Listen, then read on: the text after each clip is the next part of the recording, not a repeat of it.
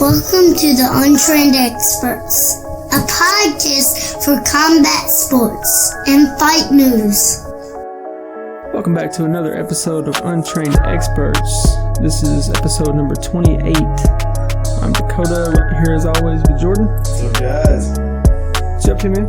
Oh, not much. Just enjoying this weekend off, chilling. Sure. I ate at this place called Flying Burger. Pretty good. Oh, did you eat there? Yeah, I haven't been over there yet. Every time I pass by there, that really parking good. lot is so packed. Yeah, it's not bad because I wasn't about the night anyway. Really? Sunday night, kind of chill to go out to eat, but oh man, they got great food. I heard it was supposed to be pretty good, but I haven't been there yet. Yeah, I had a little cheat meal, a little fat boy meal. It was nice. Nice. I enjoyed it. They got like burgers and seafood and stuff. They literally have everything, bro. They got burgers, they got seafood, they got grilled chicken, they got salads, they got everything, man. I'm going to go check it out. Sounds good. Yeah, I mean, they got just about anything you can want there. I mean, they got plenty of options. Dope. Yeah, it's a dope place, man. That'd be dope. We're currently watching Kansas City play the Colts. Yeah. Just kick off I'm second going to half. play the audio, but we'll, stay up to date on it a little bit. It's been pretty fun to watch so this far. This is really going to care, but it's kind of cool. So Yeah. Update. Yeah. It's been pretty fun game so far. Yeah. There's a lot of defense. To go off for me on my fantasy team, bro. I'm trying to win money at the end of this year. Oh, I need to win every game possible. How many people's in your There's your only thing? 6 of us. Oh, okay. But I wish I would have joined one this year, man. I haven't played in so many years. Person, bro, if I win, that's 500 for me. Yeah. I wish I would have joined one. I played several years ago, and I enjoyed it. I played like 2 years in a row, I think, and then I just kind of never went back to it. Yeah. And like every year, I think I was like, man, I might join one, but I don't like being in them with like random people. You know? See, I did one year, man. I've only done it, I think, once. One other time that I remember, and I got second place somehow. I don't even know how. Really? But that season, I was at work whenever their draft was going on, so I had to put it on auto draft. Mm-hmm. And for some reason, I guess I was in the QB section, and I drafted 10 QBs. And I was like, shit. Well, it turned out that I got all the good ones. Yeah, exactly. I had all the QBs, so everybody had to trade with me to get QBs. Pretty much, it was a great strategy. Really, Damn. It was kind of funny, and I ended up trading that year and getting a really good running back. I think I got Shady that year, so he was really good, and then I already had plenty of good quarterbacks, obviously, and then I got Des Bryant. He ended up being good that year for Cowboys, and I ended up having a good season. They're blowing their season so far. Yep, lost to Green Bay tonight. Yeah, I put it on early, right at the end, like the last 5 minutes. I don't know what they're doing, man. They were going off, seemed like, and now it's just like, man, I don't want it to be the same old Cowboys. Like, I've been a fan, like, basically my whole life, but I'm kind of like, dude, what are y'all doing? Yeah. And you got Dak Prescott and Zeke talking about all this money that they deserve, and do y'all, though? I mean, what are y'all doing? Yeah, I think Dak threw 3 interceptions tonight. Yeah, what are you doing, bro? You don't deserve the biggest contract. I'm sorry. Yeah. Like, Patty Mahomes is a better quarterback than you. Yeah. Oh, he's going to get paid. Way better than you, and he deserves that contract more than you do, I think. Yeah, he's fixing to get. Perform, bro, before you start demanding stuff like that. Like, go win a Super Bowl and then, tell you. I feel like that. I mean, there's just a bunch of greedy dudes to me in the NFL. Like, I get it. Y'all are worth a lot of money, but, like, it's stupid to me how they, demand more and more money. I'm like, bro, you throw a football for a living. Like, are you kidding me? Mm-hmm. I don't know. Crybaby. I don't know how much longer Patrick Mahomes has on his rookie contract, but when that's up, that boy is fixing loaded. He's probably going to get the max contract or like the highest QB contract. He is. I mean, I don't know what the record is. I want to say didn't one year I think Sam Bradford got like $98 million or something like that. Yeah, Russell Wilson's got like $90 million before. It's quarterbacks that don't even end up being that good. And you're like, oh god, you're so lucky. I don't know who has the highest one right now. If I had to guess, I'd say probably Russell Wilson. Yeah, 'cause I know he got like a really big contract. I think he has a while one of the ago. biggest ones right now. Yeah, I think it. Pretty sure. But I bet Patrick Mahomes is probably about to be. He's gonna be rolling in it because that boy is showing so out every week. Yeah. We had some crazy fights this weekend, dude. This weekend, we had a lot. We can also talk about last weekend. We have a ton to talk about. We got kind of caught up this week. We meant to update and get y'all a podcast out after that last fight card, which it wasn't a really big weekend besides Earl Spence and what's the other guy's name? It just blanked out. Sean Porter. Yeah, Sean Porter. There was a lot of fights. Really it was just fight, spread out over 9 different damn cards. Yeah, we have plenty we can talk about today, though. Yeah. Fight-wise, I'm excited. Yeah, we got a lot. Some stuff coming up as well we can talk about. Mm-hmm. a lot of news we can update y'all on. Let's see. Finally got this thing to work. All right. So you want to start off with last weekend stuff? Yeah, let's talk about last weekend. All right. So there was 3 Bellator cards, 2 Friday night and 1 Saturday. There was the Bellator 227 early card. And there's some good fights on that card. Yeah, there was. James Gallagher. Really not much that surprised me. That was really amazing, though. Yeah, 35 that seconds. quick guillotine. Yeah. Man. That was impressive. You just don't see guillotine that quick. Mm-mm. Like 35 seconds? Man. See how happy Connor was? Connor, yeah. He looked like a proud dad. He was just out there cheesing in the crowd. Like, oh my God, my son. Yeah. He's got the most amazing talent. Yeah, it was dope. Connor. It was cool to see him out there celebrating together and stuff. I mean, when you see Connor, like, he just looks, I mean, like, especially when you see him and stuff like that, like, I mean, he's done stupid stuff and he gets hated on, but he just looks like a nice guy. Yeah. Like, you know what I mean? He looked like, right in that situation, the way he, like, the emotion he showed with James Gallagher, it's like, Yeah. Connor's a good dude. Like, he's Yeah. just obviously been He just an makes idiot bad since he decisions got- Yeah, sometimes. he's just been an idiot. Just got since money. He got so much money. Have you seen this? No, what is it? He throws this ball out of the stadium. Who is that? Patrick Mahomes. He literally threw it from the field over the whole stands outside the stadium. What? It was like in July or something. He was just trying to see if he could do it, I guess. Calm down. That's some arm strength right there, It man. is. That was Look, wild. I mean, he just does bombs. It's Yeah, wild. it's crazy. He is such a good QB. But, yep, so the James Gallagher win. Before that, Michael Venom Page and Richard Keeley Man, knocked out with a flying knee in the first flying round. knee. Then he got into it with Dan Mergliotta after that. Earlier in the fight, I guess MVP was like showboating while he's fighting, and he's like pretending to take a selfie while he's on top of Richard Keeley or something. And Dan Mergliotta took a point for it. Why? Yeah, I don't know. I don't know. That's it. It doesn't make any sense. That's MVP. Yeah. That is him. Yeah, it's Every not single fight. it's not Dan Mergliotta's job to decide how the fighter's acting as long as they're fighting the way they're fighting. Yeah, if he he's wasn't following the rules. Who Yeah, cares? he wasn't doing And it's anything not illegal. against the rules to do that. Yeah. And on top of that, that's a lot of people. You know what I mean? I mean, first of all, Bellator doesn't sell as much as UFC or any other organization, really. Do you know what sells a lot of their cards? MVP. Yeah. He sells a lot of their cards, and the cards here on sell a lot more than most cards. Yeah. For a reason, because he showboats, because he's entertaining to watch. You know, the way he dances when he knocks people out like that. I mean, he's funny. He does funny stuff. I mean, yeah, he's cocky, and he can. You know, a lot of people might think that's stupid, but at the same time, that's just MVP. That's who he is. Yeah. You know. Yeah, I so understand. It's obviously something he's always been like that with MVP. So he's obviously. yeah, they have some He's issues. a good ref, but obviously, man, he needs to leave his emotion and personal issues out of the ring. Like, just do your job. Like, MVP said before. you shouldn't hold stuff against MVP. Yeah, Like, and MVP said before that they've had words on multiple occasions. Like every time Dan Mergliotta's around, he just kind of looks at him weird and like shakes his head or has some kind of comment to say. Like every time they're so weird to me. But he knocked out Richard Keeley and then he like started like shaking like the way. Doing his little dance. Yeah, well, it was like he was making fun of Richard Keeley at first because he was like wobbling, and then he's turned it into a dance. Yeah. He's doing all At that. the same time, like, you gotta respect that. Like, that's kind of Yeah. savage to do that. Like, I mean, yeah, Because it was just there was so much shit talking before. Once he knocked him out, he's like trying to rub it in his face, basically. Yeah, I mean, that's and Dan normal, though. Mergliotta called him a piece of shit.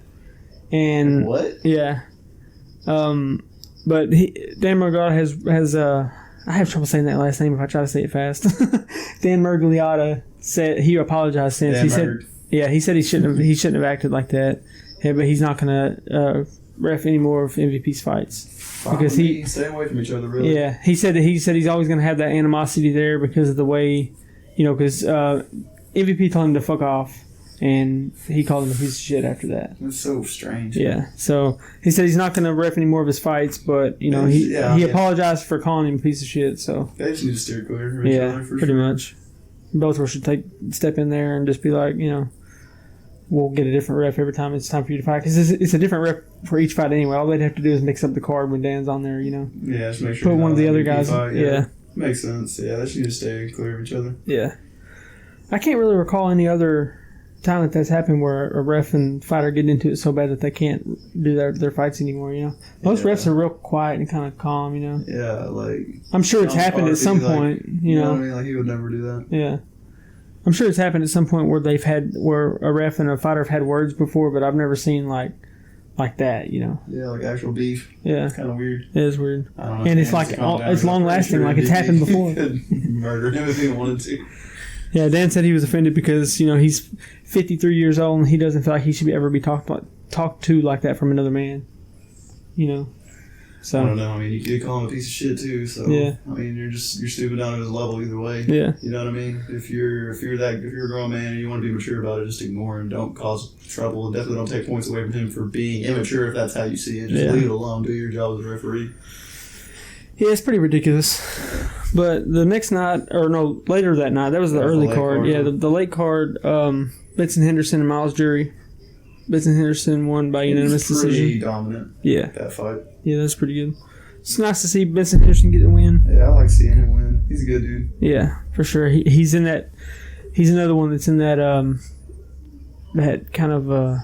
He's trying to get a title at Bellator, and that'll make 3 titles for 3 different organizations if he does. You know, he's in that the Grand Prix right now. But yeah, he's attempting that three titles for 3 different organizations. We'll see if he can make it through the Grand Prix. There's some tough dudes in that Grand Prix right now. There's so many. There's a lot of tough fighters in Bellator. A lot of people don't give it credit. I mean, it really is. Mm-hmm. I mean, Benson Henderson's tough. Yeah, and then. Gegard. Yeah, Saturday night, Gegard Mousasi. Man, he cracks me up, dude. Yeah. What did he say? The guy said, "You look like you know how to celebrate," and he's like, "What are you gonna?" And he said, "Crack cocaine." Crack cocaine. Yeah. And he's like, "I'm just kidding, kids. Don't do drugs." Yeah, it's like, what did you say? And then he went off on somebody. For being on steroids, saying they were on steroids. I forget who he was talking about. The next guy's got a fight or something. I can't remember. He was referring to another fighter, another one of the legends. I can't remember who it is now. Whatever it was, he's talking about the guy being on monkey steroids or something. I only saw that part of it. I didn't get to see the whole conference. Yeah, it was funny. He said crack cocaine. Crack cocaine. I was like, But he beat Lyoto Machida by split decision. It's good to see him acting, man. Yeah. So I mean, Machida as well. Mm-hmm. I like seeing them fight, but kind of makes you wonder, like, how long are y'all gonna fight? I think Gegard said if he doesn't win his next fight, if he doesn't knock the dude out, he's retiring. That's a good, yeah. It's whoever he was talking about. I can't remember who the hell he was talking about now. But whoever he's talking about, he said if he doesn't. Gegard's always been a stand-up guy, though. Yeah. You know, he's always been real professional, Before that. Patricia Pitbull and Juan Archuleta. Man, I can't say that. Patricio beat Juan by unanimous decision. And that ended Archuleta's 19-fight win streak dating back to 2015. That's crazy. Yeah. I mean, Archuleta hasn't been going off, though. Yeah. Like, I can't even think. I mean, I don't even know who he lost to back then. Like, I can't remember the last time I heard that dude lose. That's wild. Yeah, it's been a while. Patricio Pitbull he's a bad dude, though. Yep. It's going to be tough for whoever's in this. It was a good fight, though. Grand Prix. I didn't just go out like a punk, but it was pretty one-sided for the most part. Yeah, it was a good fight. Before that, AJ McKee, first round knockout, 8 seconds. It was pretty impressive. And then his dad actually fought earlier on the card and won second round TKO. Damn. Yeah, really? So both of the McKees won the same night, both by knockout. That's dope. Yeah. That's cool. I think AJ's like 19 or something, and his dad's awesome. like... That'd be awesome to be an active fighher with your dad as well. Mm-hmm. Like, I can't... Play spar all the time. I don't know of anybody else that's done that, like a father and son that are both fighting at the same time and fight on the same card. Yeah, that's wild. It's pretty wild.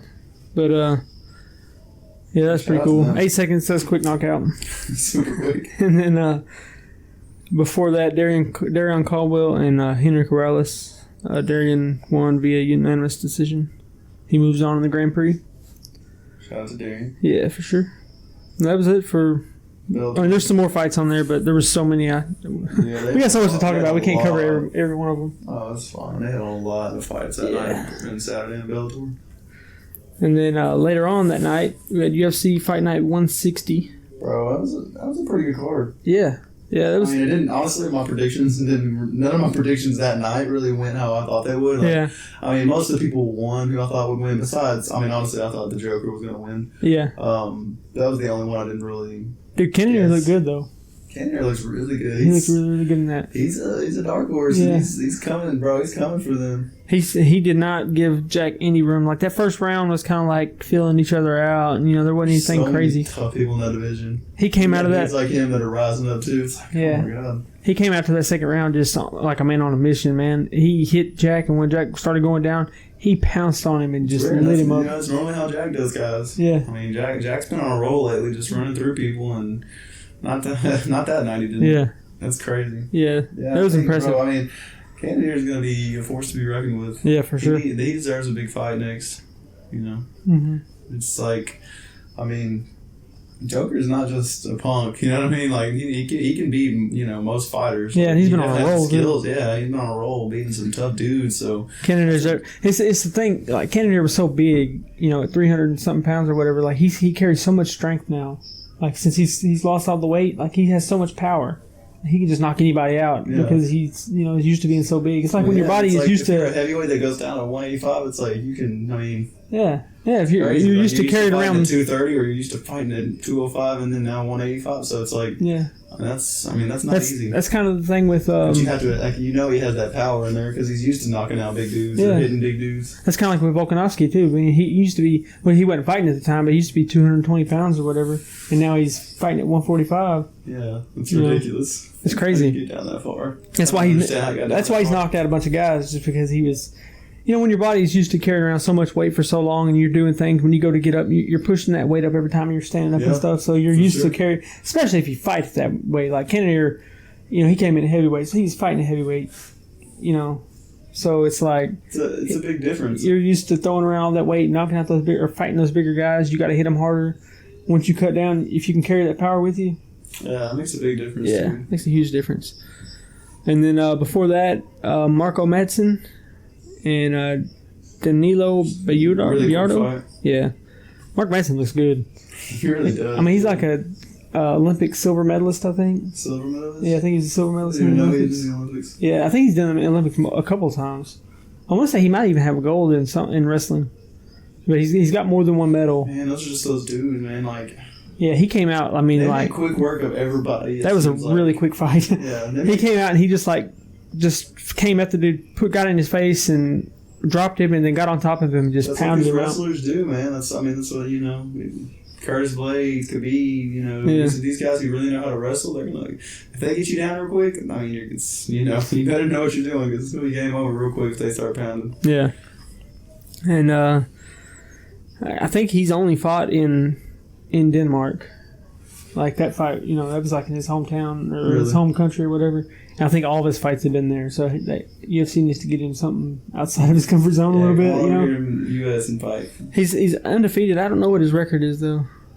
He's got a few fights though. It's not like he's. Man, they might be trying to build him up a little bit. Yeah. Give him a little home field advantage for a while. Yeah, definitely. Understandable. UFC is smart about some stuff. Yeah. Before that, Gilbert Burns, Gunnar Nelson. I really thought that Gunnar Nelson was going to win that fight. I put a lot of stock into Gunnar Nelson lately. I thought he was going to get it done too.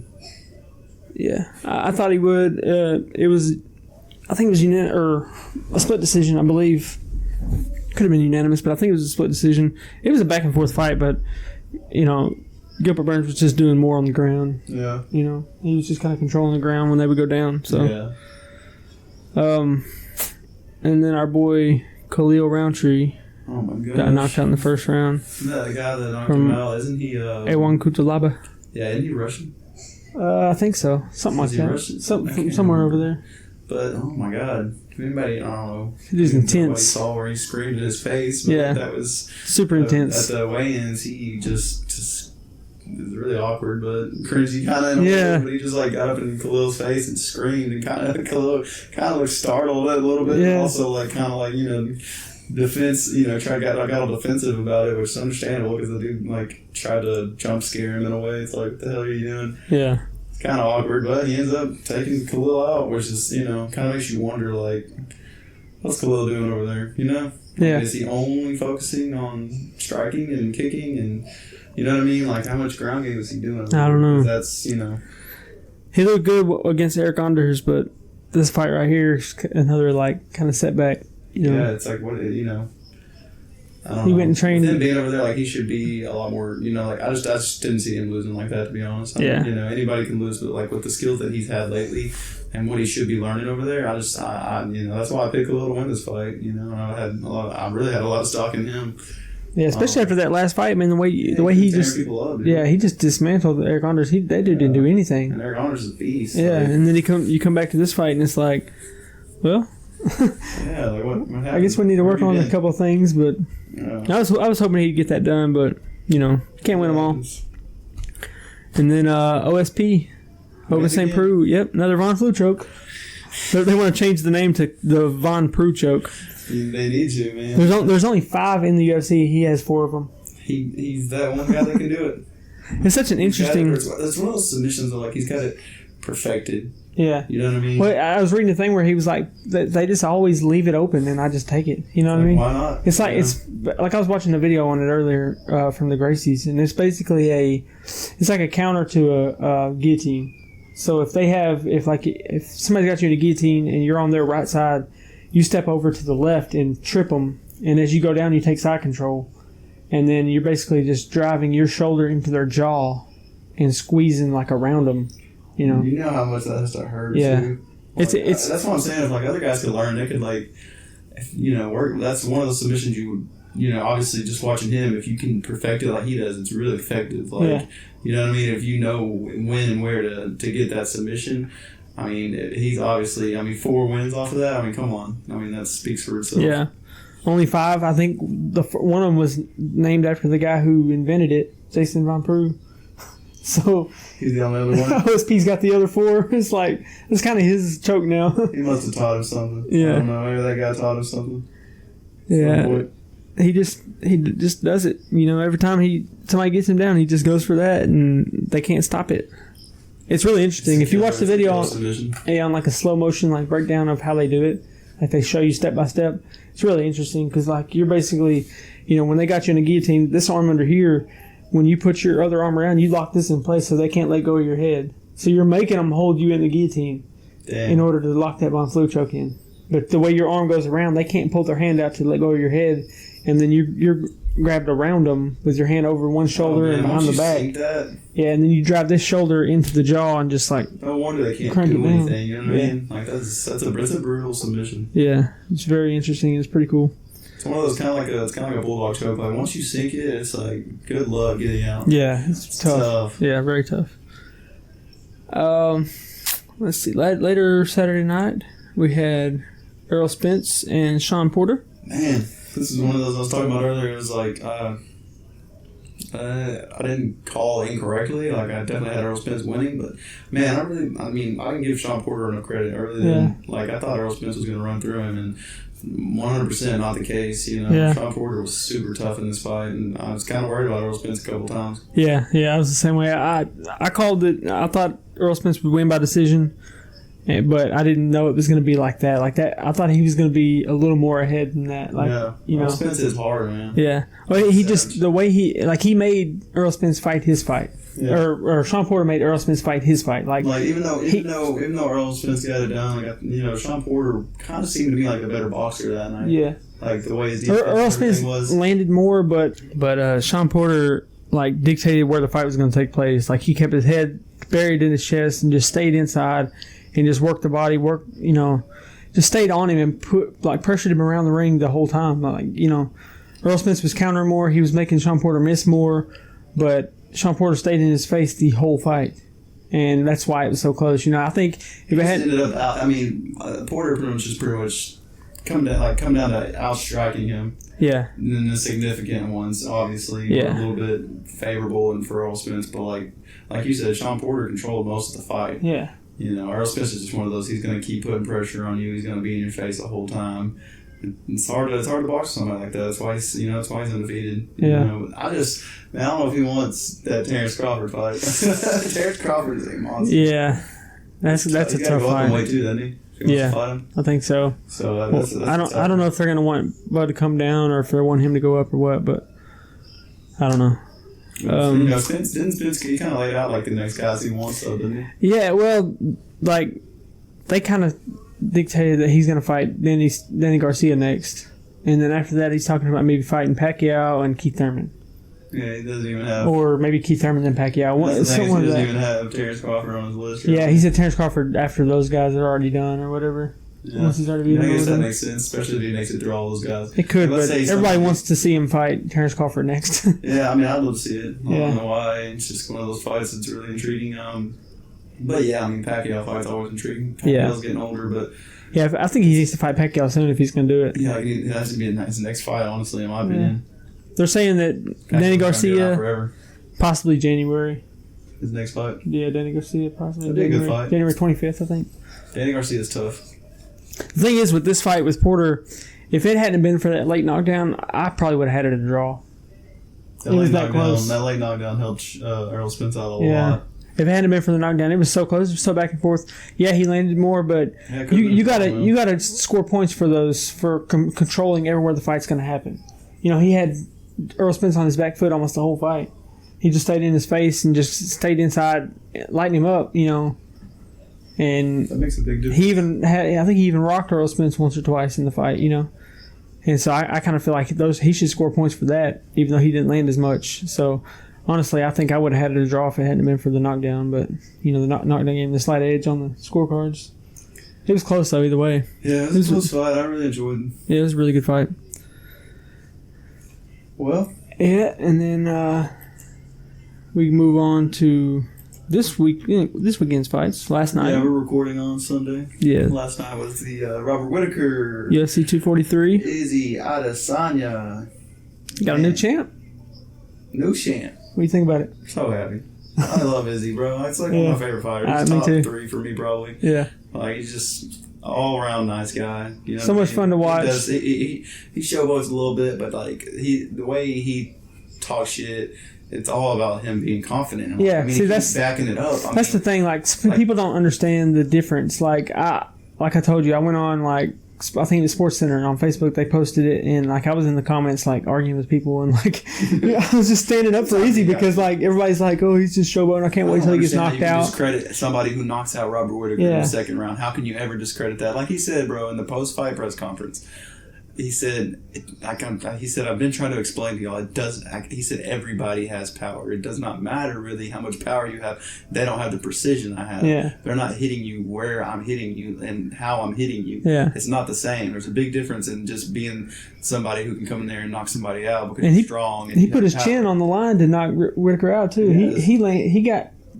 you know, a pretty solid. And that's a risk with Robert Whittaker because he can knock out anybody. Yeah. He took a pretty solid shot to the chin as he's, you know, landing that knockout or the blow that dropped him. Man, if you go look at the picture of that blow, wild, man. Yeah, crazy knockout. I'm with you on that though, man. I didn't see it ending that quick. I really didn't. No. You know, I mean, Whittaker's been a savage through and throughout this whole time, and you know, we obviously still weren't sure what Whittaker we were going to get coming back. It has been a while since he fought, to his credit. You know what I mean? He's been off and on with his injuries and whatnot, and you know, it's like, I don't know, it's he. I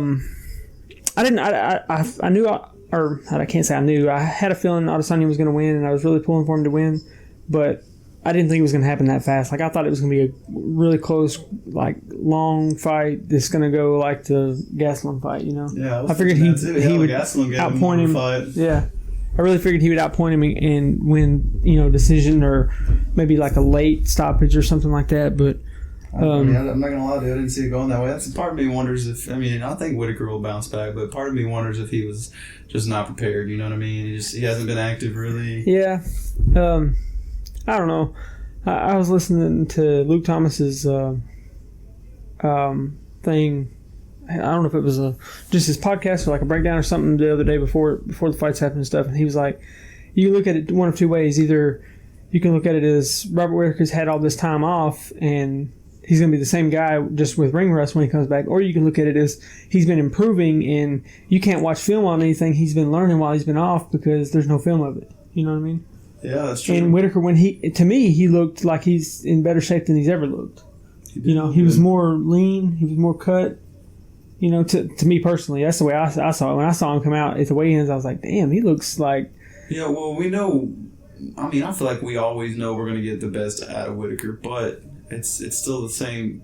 It's still, you know, people can say ring rust is not a thing, but it can be. Yeah. Like, it 100% can be. I think it's just ring rust is not necessarily how you fight. It can be a mental thing. Yeah. You know, and Izzy's one of those guys right now. He's like a John Jones. He can get in your head really easy because, I mean, he keeps backing it up. He's, you know, like, what are, you know.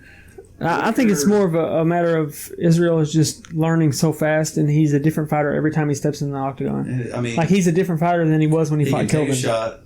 His takedown defense is amazing. I mean, and he has knockout power. Well, I mean, and he's like one of the most amazing kickboxers ever. He's so elusive too. Like he's always just barely out of the way. So good. Like, he does not take heavy shots ever. Yeah. Very rarely, and when he does, he's usually because he's trying to finish the fight. You know what I mean? He had a tough fight with Kelvin got some, you know, really beat up on him in that fight. Yeah, that was a good fight. But like if you go back and watch it, like towards the end, when he's knocking Kelvin down every other punch, pretty much, like he knocked Kelvin down like two or three, 4 times in 1 hour. Like Kelvin got tired. Yeah, you know. As he did, his endurance is. He just has it all, really. What I was arguing with people is like they're all saying how cocky he is, and I'm like, there's a fine line between cocky and confident. You know, Israel's confident. He's done everything he set out to do. You know what I mean? If anything, I mean, Connor's way more cocky than he is. Like, to me, the difference is cocky is you talk this big game, but you can't back it up, or you haven't proven yourself yet. Israel has proven everything he said and more, and every time we see him, he's getting better and better. And he's not. He's come in 2.5 years, and now he's the champ. Or actually, I think it's 1.5 years since he. You know what I mean? It hasn't been very long at all, dude. I think it's less than 2 years. I think it took Connor like 2.5 years to come in and become champ. And Israel's done it in like 18 months or something like that. Yeah, it hasn't been like he hasn't even been in the UFC that long, man. I mean, he's climbed the ranks really quickly. Yeah, he's gone from just worked his way all the way up, and he's beaten all these top guys. There's no way you can just say he's cocky and like, he hasn't backed it up because he's been starching fools left and right. Yeah, I mean, he's beaten the toughest guys. I mean, I don't care if Anderson Silva's older. Not just anybody comes in there and beats that guy.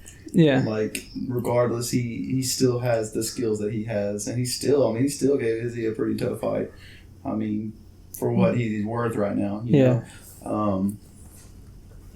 But I mean, just look at the guys he's beating. He's beating all. I mean, now that he's got Whitaker on his resume. I mean, come on now. Yeah. That's all you need to know. Like, you're one of the best fighters in the world. Yeah, for sure. And now you're the champ. I mean. Yep. 18-0. I don't know. There's a short list of undefeated fighters that have become champ. There's not very many that. Khabib. Yeah, Khabib's definitely one. I think Randy Couture was one. John, pretty much. Yeah, I think John. Yeah, I don't know. I forget. I looked at the list earlier. Really not many. Yeah, there's probably like 10 or 12 of all time.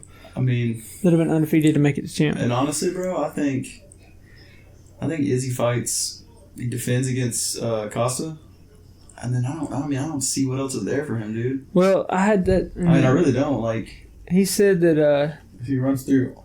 He beat Whitaker, who beat, Yoel. If he beats Costa, who beats Yoel, who beats him? Yeah. Nobody beats him. He said he wants to fight 3 or 4 more at middleweight, then he wants to move up. A lot of fights. So he's saying he wants to fight Costa, he wants to fight Jared Cannonier, and then Romero, if he's still around.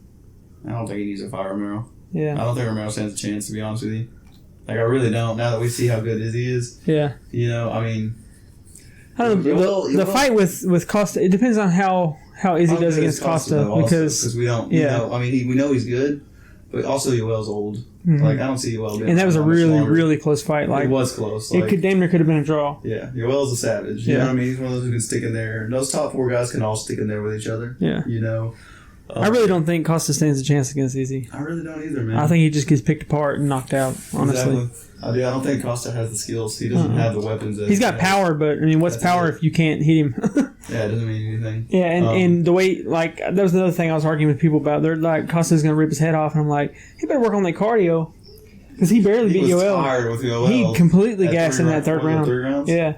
He completely gassed in the third round. Yeah. He won the first round. The second round was back and forth. It was really close. It could have gone either way, and that was really what decided the fight for him. They were both tired. And then the third round, Yoel just kept coming. Izzy will murk him in that third round. 100%. I don't even know if it goes that far, honestly. The way he just picked apart Robert Whitaker in the second round, bro. Like, come on. I mean, Izzy's not. He's like, that's. I mean, a lot of people say don't talk big game about him moving up and on. Okay, like, he's the perfect challenger for John Jones. Like, I mean, yeah, defend if he beat Costa, and like I said, Cannonier's on the rise right now. He's looking like a really a potential candidate to be up there in the top 4 or 5. Mm-hmm. Beat Cannonier, then what do you do? The thing with John, man, it's tough because John is so much bigger. Like, John should be a heavyweight. Like, you're talking about Izzy, who comes in every fight light. He comes in at 183, 184 every fight he's coming in. Yeah. And this is where he needs to be right now. He needs to clean out the division. I think he needs to stay there while he's still undefeated. Just keep beating guys, make a big name for himself so he can really start getting paid. And then if John wants to wait it or wants to stay at light heavyweight long enough for Izzy to come up and fight him, then so be it. But John just has so many weapons. Like, Izzy's a better striker, but at the end of the day, though, John's wrestling, jiu-jitsu. He's gonna want that fight. Yeah. Dana White already said that it sounds like a fun fight and stuff, but I think it's a bad decision right now because I don't think he's ready for John Jones in the way that John out-wrestled DC. Yeah. You know what I mean? John's wrestling and jiu-jitsu is so... Like, if John would just wanted to go to the ground, like, it's going to the ground, and I don't think Izzy's ready for that. You know what I mean? Striking-wise, I think he's better than John, but I don't know if he can knock John out. You know what I mean? I'm not sure about that either. Because, I mean, there's a lot of heavyweights, or light heavyweights that can't knock John out. Yeah. A lot bigger guys and who've landed more shots. Thiago Santos landed some shots. Didn't land a lot of shots, but he did land a few. There's just so many things in this division. I mean, Izzy could go down to 170. I mean, he could. He could. I bet you could get down there and still be a big 170. He would, but he'd still be tough. I think he's in the perfect spot right now, and I think he just needs to ride this out and just because, like I said, every time we see him. Let's say they add a 165 division and then go up to 175. Yeah. Izzy could come down to 175 and challenge guys like Nate or Masvidal, big names. Depending on who's going to take over that division if they ever were to do that. There's a lot of possibilities, really. Yeah, there really is. I wish they would do something like that. Tyron Woodley was saying he wanted to fight Israel. Oh, wow. He set out like a list of names that he wants to fight, and Israel was on there, Khabib was on there. All the best fighters? Yeah, I think GSP. No, not GSP. That's understandable. There was somebody else on there. Oh, no, he said he wanted to fight Kamaru, Colby, Izzy, Khabib in that order. If Tyron? All those are pretty fun fights, though, to be honest with you. All of them, I would definitely say he's like the best fighter. Yeah. But I don't know. It's tough, man. Those are all tough fights. Yeah, I don't know. I don't think Israel's ready to move up to fight John. I don't think so. He said that he wants to clean out the division. He said John's already cleaned out light heavyweight. He said he wants to do the same thing with middleweight before he moves up, and it's understandable. But like I said, like I don't want to discredit Izzy in any way because I think he's phenomenal. Like he's great and he's only getting better, and I want to see him get to his fullest potential before he steps up to try to fight a John Jones. You know what I mean? Because look at when John Jones, like, his last couple fights have been kind of lackluster, a little boring. But look what he did to Gustafsson when they fought again. He absolutely destroyed him and bashed his head in on the ground. You know what I mean? That's the one guy who really gave him a challenge for the most part. When he has to really step up against somebody, like look what he did against DC. When he really has to step up against somebody, he steps up and always delivers. Beats some of the best guys in the world. It's crazy. And I would hate to see Izzy move up and then because this is my thing. Like if Israel was to go up and fight John Jones and John Jones beats him, to the casual fans they're just like, oh shit, he lost to John Jones. Of course he had lost to John Jones. He shouldn't have been running his mouth. That's how the casual fans are going to see it. You need to build his name up enough where the casual fans know who he is and know like this is a bad dude. Yeah, we want to see him fight John Jones. You know what I mean? When they're going to look at the news and they're going to see that Israel got beat by John Jones, they're just like, that's that guy that runs his mouth. I personally feel like if he's going to fight him at light heavyweight, it wouldn't hurt to take another fight at light heavyweight first. Yeah. You know what I mean? Get a warm-up fight, division. For sure. Don't just jump straight into John Jones. Yeah. I don't see that ever happening. Just the way fight matchups and the way the UFC is going to want to put it, they're going to want to go straight to John Jones. Title shot immediately. Yeah. I don't know. I would rather see Israel clean out 185. I want to see John go to heavyweight. Yeah, I'm tired of. I think John's wasting his time at light heavyweight. I want to see him go to heavyweight and really challenge himself. If John goes to heavyweight, Izzy goes to or cleans out middleweight, then goes to light heavyweight, and then somewhere down the road they decide they want to fight, or they keep running their mouths and they decide they want to make the fight happen. John can come back down to light heavyweight. But I want to see him go up and really challenge himself and get a belt at heavyweight. I really think he could. I think he can go up and beat. Yeah, I See mean, what's we happening. might not ever see a Izzy and John fight. I mean, honestly, depending on the way the cards play out. Yeah. But I mean, it is one of those that's It would be fun. very intriguing. It'd be a fun if it was a strictly stand up. If it was a strictly striking match, I think it'd be really fun to watch. But I don't want to see Izzy go up and then get beat, because it was submitted or something like that, or get down and just get pounded out on the ground. Yeah, then we're like, okay. And then he's Why not. you do that? I want to see him stay undefeated as long as he can. I want to see him lose. I don't see a 20-0 Izzy go up against John Jones for sure. Yeah. Yeah, I'll say at least 2 more fights in middleweight and then consider it. Yeah, when you're fighting these top guys like this, an undefeated record is very impressive. You know what I mean? Oh, super. That's what makes Khabib so impressive because of being undefeated. He's beat some of these huge names. Yeah. Huge names in the fight world anyway. I mean, Connor, everybody. Yeah. I'm not giving him anything until he beats Tony. Yeah, not me either.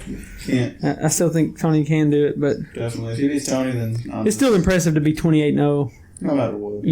Regardless. But, it's like boxing, when they're undefeated, a lot of it's a bunch of no-name people, It's not until they get to the very top of the tip of the iceberg when they're fighting like the big names, Yeah. That's when it starts getting impressive, but I don't know.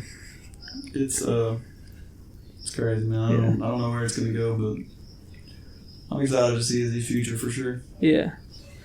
Co-main event. Pretty, couple of decent fights on that card. Yeah. Man, Dan Hooker, bro, he surprised me. Yeah. I mean, Dan Hooker's obviously like a legend of the game, but it's like he's been looking really better lately, I think, than ever. Mm-hmm. It's weird. Great takedown defense. Yeah, That's basically he ruined all of Al's plans. That's what Al wanted to do. He wanted to take him down, and Al took down freaking Dan was having Khabib none of he it. took down. He was having none of it. Dan Hooker's a savage, man. Yeah. He did really good. I mean, he controlled basically the whole fight. Yeah. It was a unanimous decision. He put a lot of shots down Al too, man. Yeah. I think 100 and something significant strikes, I think, and Al didn't barely had any. It was just, he just wanted that takedown, man. He couldn't get it. That's how that's the unfortunate thing for a lot of wrestlers is if they're not as good as Khabib, if they can't, which Khabib's got better at striking, but sometimes if they can't get you down, you got a guy that's good at takedown defense. It's tough, man. That's why to me the Tony Khabib fight is so intriguing, just because Tony's like that, Tony will let you take him down, and then he's gonna mess you up on the ground. Have fun down here? Yeah, let's have fun. Yeah, he thrives on the ground. Yeah, that's true. Yeah, that was crazy. It was scored. I think the scorecards were 30-27, 30-27, 30-26. Yeah. Somebody's like, Allen shit. Dan's looking good. Yeah. Couple other fights on that card. Tai Tuivasa, Sergey Spivak, second round arm triangle for Sergey. Man, I felt bad for Tai Tuivasa, man. I was really pulling for him because, this is home country. He's there in front of all of his family and friends and everything. That's the worst. I think that's the second time that he's fought on a card that was close to his home and he lost. I hate when that happens. I want to say... hate to see those guys lose like that. Yeah. I want to say there was one more where he fought, or maybe it's when he fought on the card with his real close buddy and they both lost or something. I don't know. I felt bad for him. I was hoping to see him get that done, but things happen. I mean, that's just that world for you, man. Yeah, it's a fight game. And then before that, Luke Jamo and Diego Lima. Lima won split decision.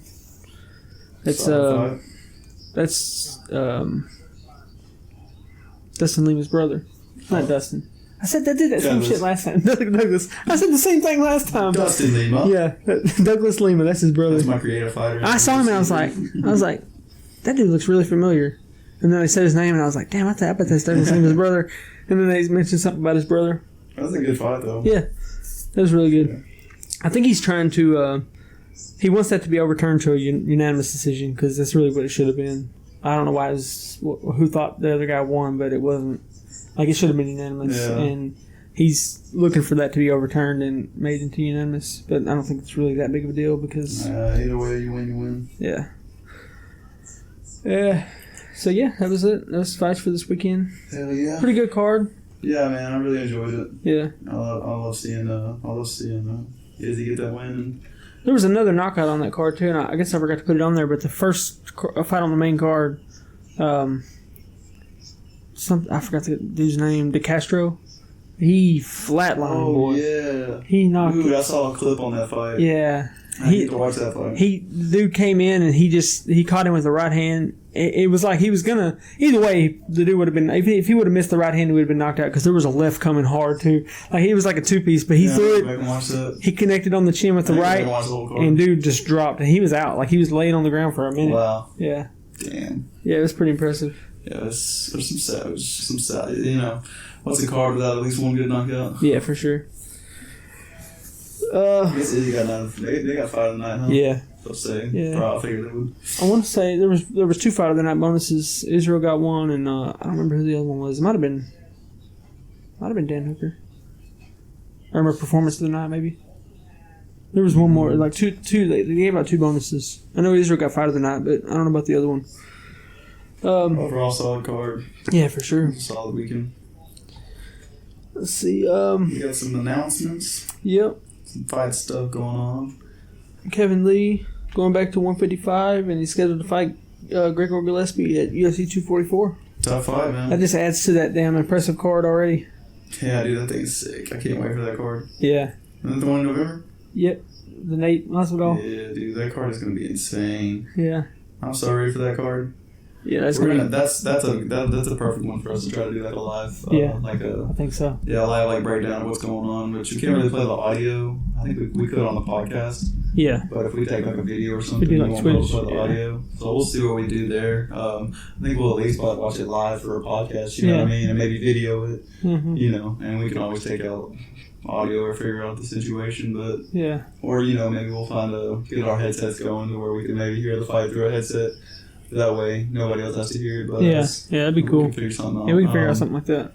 Yeah, but that's gonna be a really good card. That's gonna be a tough fight for Kevin Lee, though. Yeah, I'm looking forward. He's been undefeated. I mean, yeah, he's been Kevin Lee's been training with Faraz Sahabi.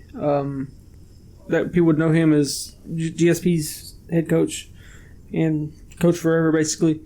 So I'm really interested to see what he brings to the table now. I'm a Kevin Lee fan, man. I really want to see him get to winning again. Gregor Gillespie's a tough fight. He needs a win, though, man. Yeah, he really needs to win this. Bad. Yeah, he doesn't win this fight. I don't know what Kevin Lee's future is. Really. Yeah, me either. He has the talent, but he's got to get a win. Dude, I think the Chiefs might lose this Looking game. like the Chiefs might lose, man. They just got shut down on. Not doing what I needed to do. Either. They damn near converted a 3rd and 28. Impressing me, man. I'm gonna lose in the fantasy. And then got shut down on 4th down. So they just turned the ball over on 4th down. And it's 16-10. Yeah, there's only 5 minutes left. So yeah. We'll see how that goes. After Dan Hooker's fight, he called out Dustin Poirier.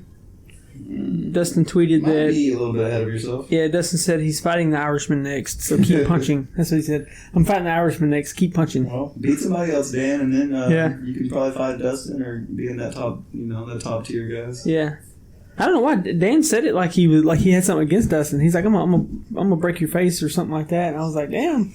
Like, why don't you like Dustin? Dustin's like the nicest guy in the game. But good luck with that. Dustin's tough.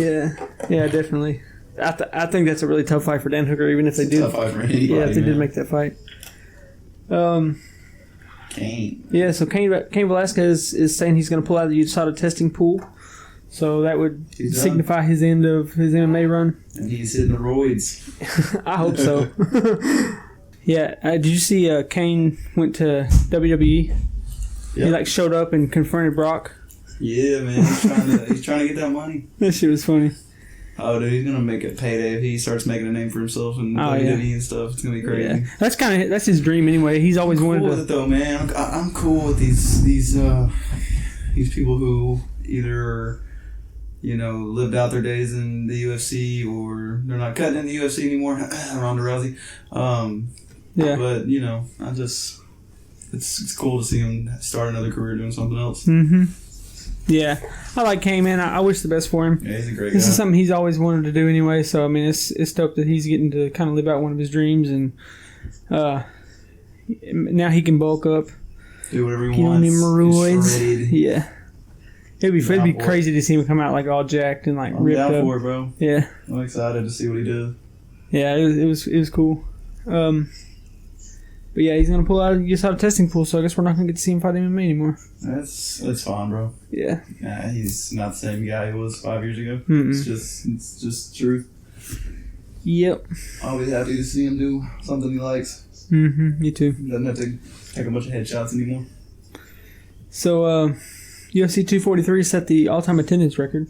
No surprise there. They always do that. 57,000. Where's that place called over there? Marvel Stadium? Yeah, they always do that there. 57,127. That's wild. UFC 229 with that was the Khabib Conor card. Yeah. The attendance record was 20,000 at that.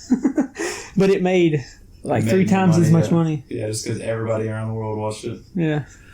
You know, and just the awesome, tickets, though. and stuff are way more expensive too. That's what I'm saying. Like they make a lot of money off that attendance stuff, bro. There's no telling how much money they pulled in from that card. Yeah, crazy. I think the attendance, like just the gate, was like $5 million or whatever. But you know, then you got to count pay-per-views and stuff all on top of that or whatever. But yeah. So they set the record. And Triple G also fought last night.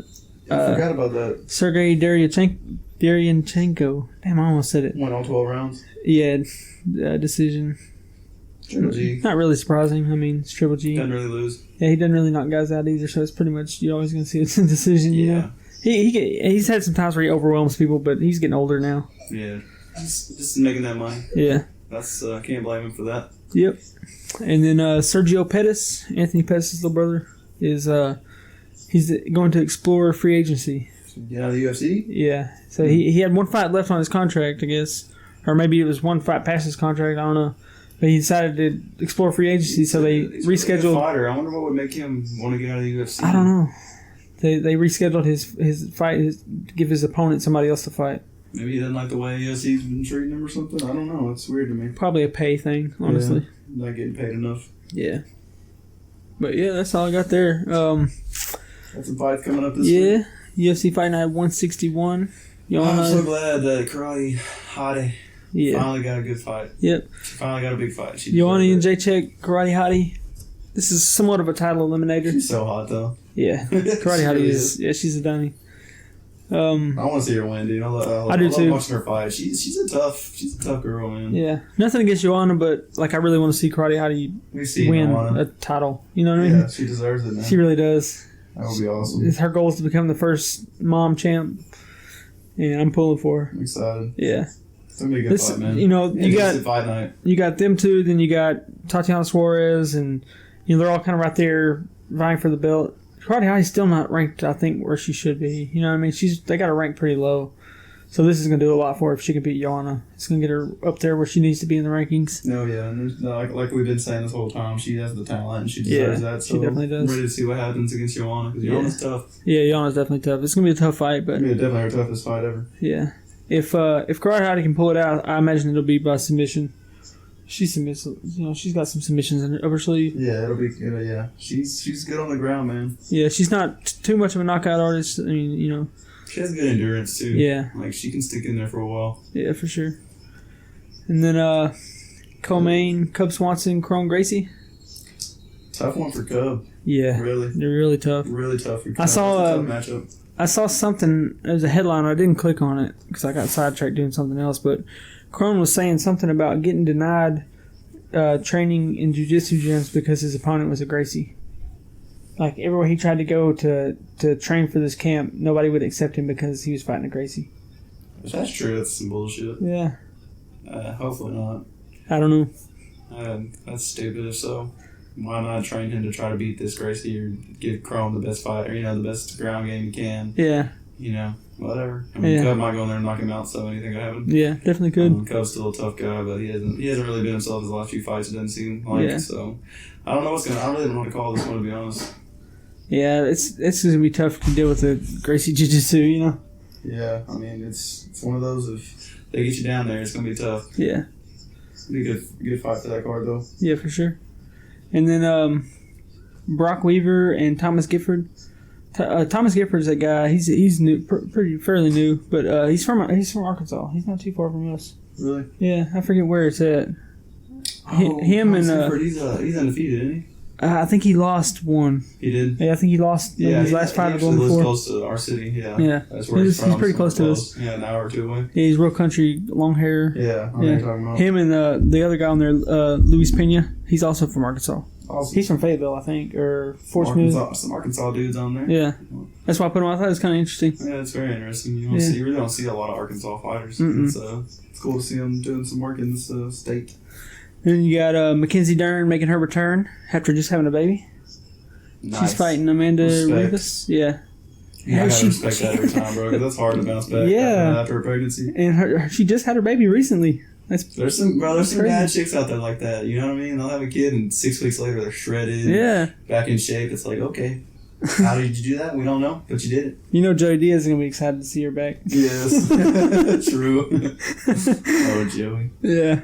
And then Eric Anders and Gerald Meishert, something like that. I don't know. I think this is Eric Anders' first fight back since he lost to Khalil. Yeah, it is. I haven't seen him on. Yeah, I haven't seen him fight since. I honestly don't know who he's fighting. I've never heard of that guy. Yeah, I don't know the guy either.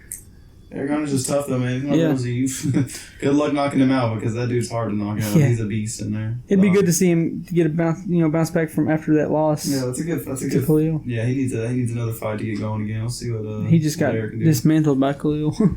Yeah, there's levels, man. There is levels to this shit. For sure. Well, you want to jump into a Mount Rushmore? Yeah, let's get Mount Rushmore going. All right. Figure we do a little Halloween Mount Rushmore. Horror movies. Yeah. Top 4 horror movies. Jordan's a big scary movie fan, so this was his idea. I love this. I haven't watched one in so long because every time we're watching. One of my favorite seasons. This is my favorite time of year. Man. I love horror movies. Starting like scary shows. October through December is like my favorite time of year. Yes. I like the atmosphere. I like how everything's like just the way everything is. You know, the holidays. These are the best holidays. Yeah, and everybody's more, Yeah. Just especially around Christmas and Thanksgiving. It seems like everybody's just in like a better mood. Yeah, I think Halloween's my favorite holiday just because I just like the atmosphere and like the people and like seeing people dressed up. I like to get Maddox dressed up and take him out. Houses, how fall's kind of coming into effect. Yeah. And it's getting cooler. Like it's just a cool vibe. Yeah. It's like my favorite time as well. But what's your first favorite? Man, dude, like I said, it's been so long since I've really got to sit down and watch any horror movies because it's always like, there's so many to choose it's usually from, bro. When we're watching something, it's usually revolved around what Maddox wants to watch, Yeah. And then like if I'm watching something, I'll watch it after he goes to bed, so I have not a lot of time to pick what I want to watch. But I don't know, I'm probably gonna be a little older because I haven't watched anything recently. But I think the first one is The Conjuring. I remember seeing that when it came out. The original Conjuring's legendary. Yeah, that was wild. Super scary movie, man. Yeah. A lot of people are freaked out by demon type movies. Mm-hmm. That's a super scary one. I love The Conjuring. Oh man, I think my first one would be It.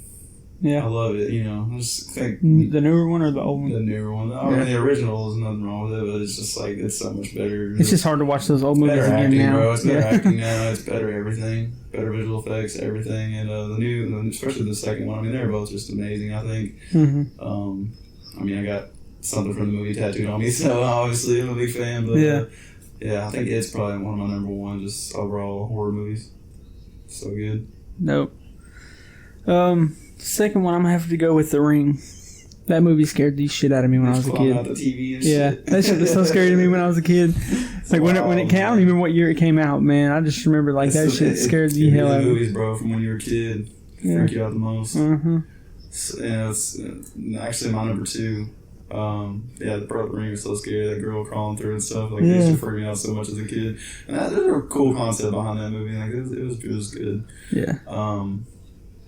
My second one I watched when I was younger as well, and the original Strangers. Yeah, super scary, I remember that because like it was a true story. Yeah, I mean, it was something that really happened. That's what always made it scarier. All the movies that were based on true story. That could really happen. I mean, some of the situations that way. I'm like, if you had a gun, you'd be fine. Like you did some dumb stuff for this to happen to you, but it's just crazy that it happened. Yeah, I remember that movie coming out. It was wild. It was scary.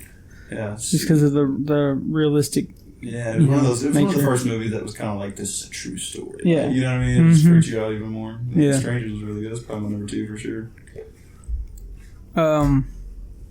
Number 3.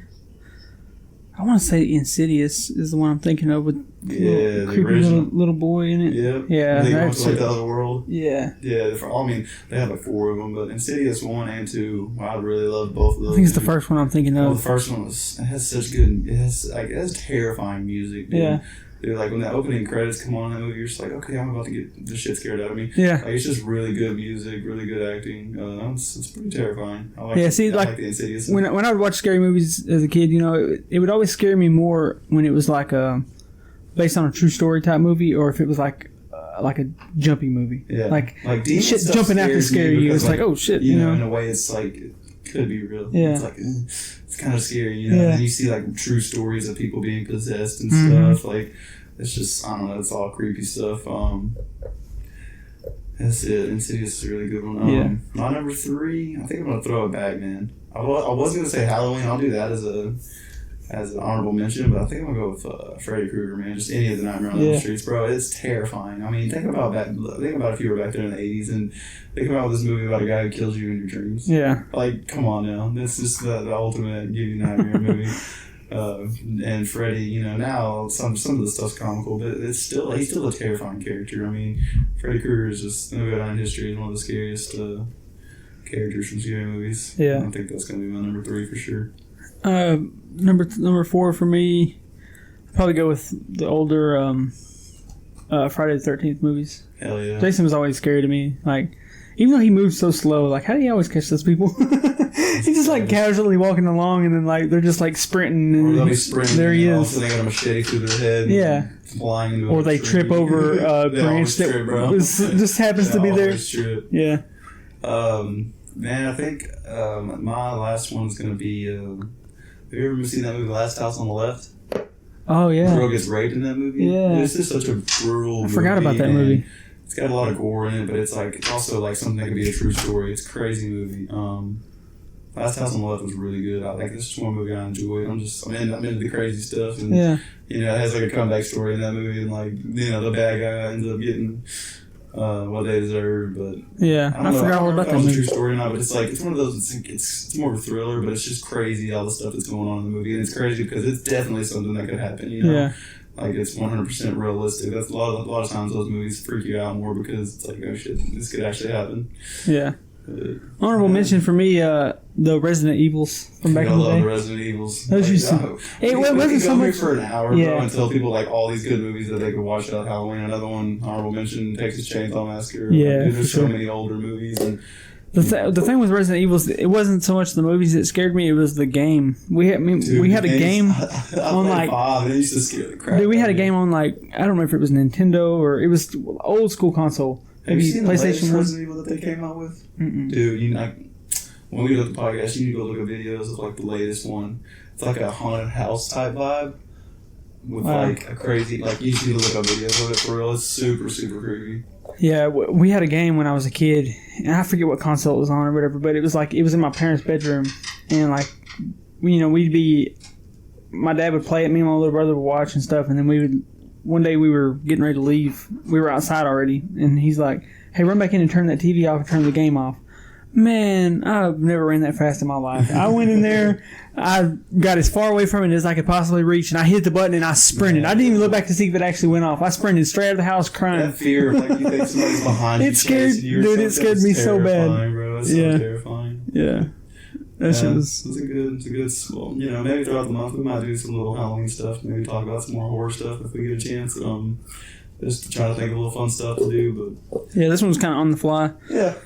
Maybe the next one put a little research into it, and we could do some fun stuff. If there's anything y'all would like us to talk about, hit us up on social media, Untrained Experts, or Instagram, anywhere. Maybe leave us a review on iTunes. We check everything. So reach out to us if there's anything. Help us spread the word. Tell your friends, tell your family. Yeah, we're having fun doing this, and we'd like to see it continue to grow, and it does continue to grow, and we love it. It's we want to continue to get better and better and come up with more cool ideas and fun stuff to listen to. So, if you have any topics you'd like for us to talk about or get into on the next episode, too, you can hit us on Instagram you can hit us on Instagram in the DM. Just let us know, something you want, or any questions you have or something you may want to talk about. Heck yeah. Or hear us talk about. But so that about wraps it up. That's it. Untrained Experts. We'll see you guys next week. Peace. Peace.